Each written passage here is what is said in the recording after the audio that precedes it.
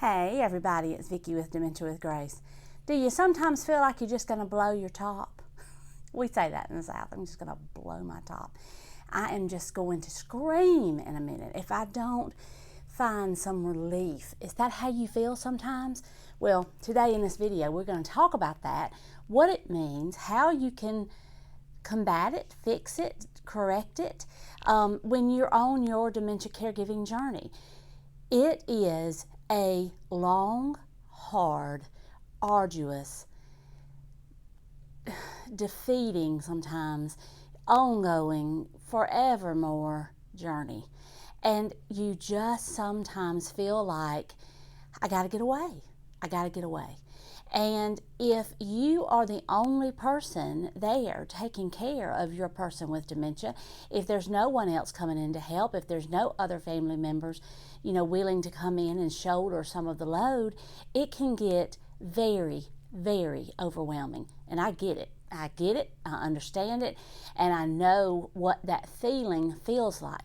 I've never taken care of a person in my life with dementia, but I have taken care of people with other chronic terminal illnesses in my life.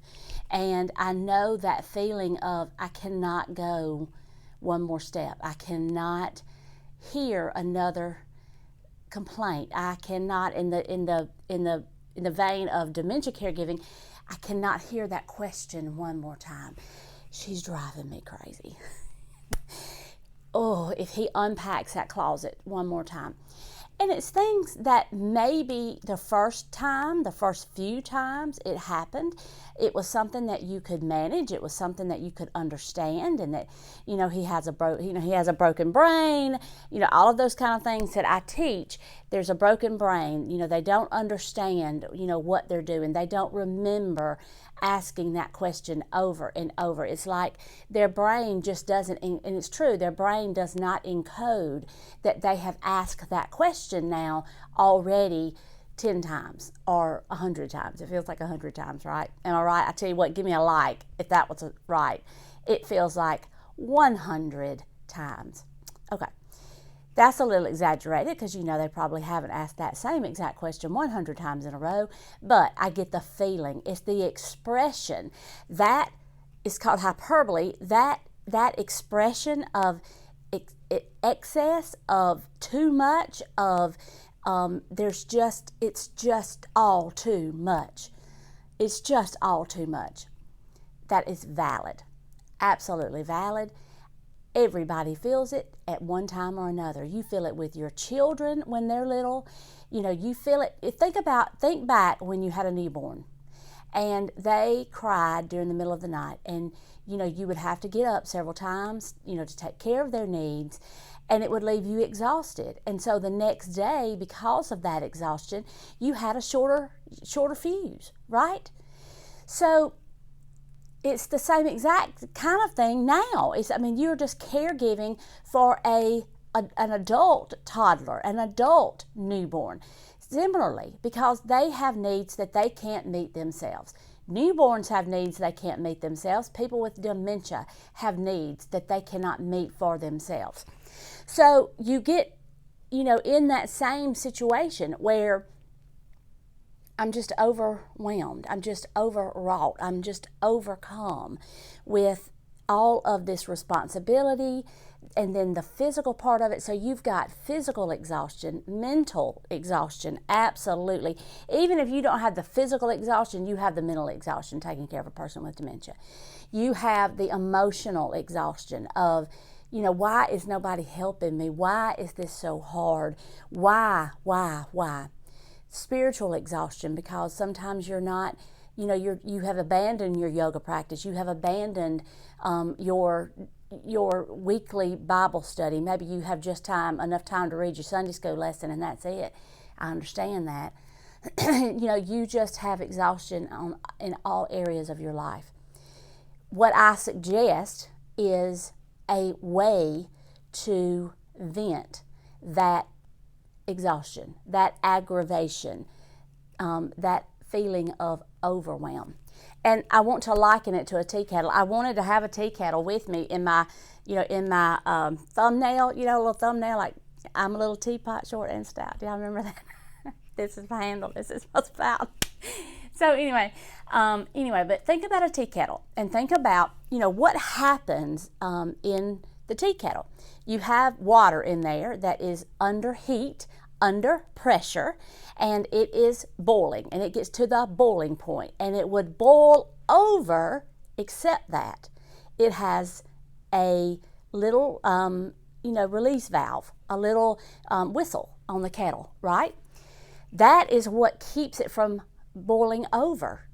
That little vent is what will keep you from boiling over. If you can find a way to exercise on your own or with them, but on your own is probably preferable.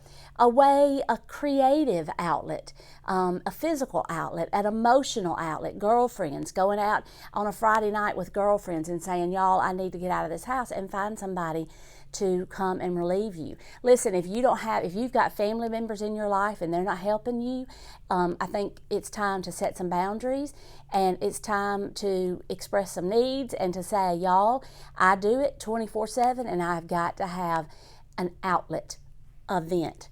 I have got to have a release. And so somebody's going to have to come over here every Friday night while me and my husband go out to eat, go to a movie, go get groceries, whatever you need to do. I think when somebody, you need to tell your family to do it, and I'm making another video next week. We're talking about family dynamics. But you need to be able to ask for what you need inside that family. They have the same responsibility you do, even if they don't do it as well as you do. Am I talking to you? Hit the like. I'm sorry, you might want to hit the unlike or leave me a comment. But sometimes you have to say, yes, there is something I need. When friends say, when your church friends or your civic friends, your sorority sisters from college say, I see, that you are so overwhelmed. What can I do? And you say, oh, we're fine. We're fine. We've got it. We're fine. No, ma'am.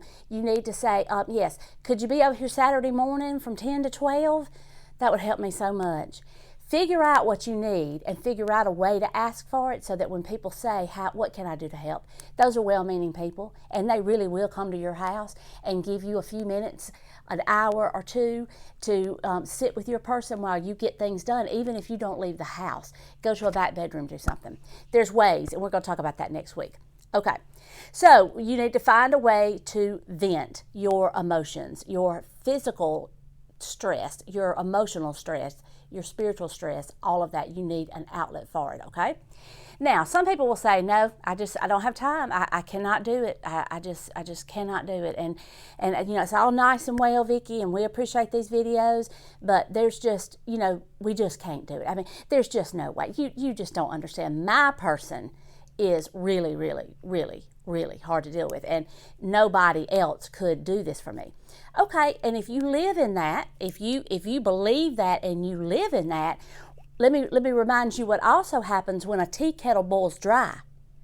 When a tea kettle doesn't get that release, it will either boil over and water will spew and go everywhere, or it will eventually run out of steam. It will eventually boil dry. And what happens then? There's all kind of catastrophic things, really, that can happen, especially in a person that is boiled dry, that is just beyond exhaustion. They're burned out. Where do you think that came from? That term burned out came from? It's because, there's no more steam. So you have to mind your kettle. You need to mind your kettle. You need to make sure that you're getting what you need, that you give yourself permission to take a break. This is a hard journey, and it can be a long journey. And you have to figure out a way to meet your needs while you are meeting the needs of others. I'm sorry if I've stepped on some toes today. I don't think it should. I think you should understand that, there are other people in your shoes. Now, what I want you to do is, if you don't have a support group, if you don't have a tribe of people, of sisters that you can talk to, I want you to look down below this video. There is a link to a Facebook group, and it's called the Dementia with Grace Caregiver Support Group. And it is, now we're over 2,000 strong, and it's a very, very active group. Come in there and you say, this situation is driving me crazy. This is you typing. This situation is driving me crazy. And then all these ladies and a few men, we've got mostly hens, a few roosters, will just jump on that post and they will love you up and they will say, honey, we know, and this is what we do. This is what you need to do. Because sometimes in the middle of the night, there's nobody to talk to. You can come into that group. I've seen it myself, 2 o'clock in the morning, somebody type, I'm up changing him for the 3rd time and I'm exhausted. And 2 or 3 people, 2 or 3 night owls that are just like you, come on that post and they say, sister, we understand. We love you. Hang in there.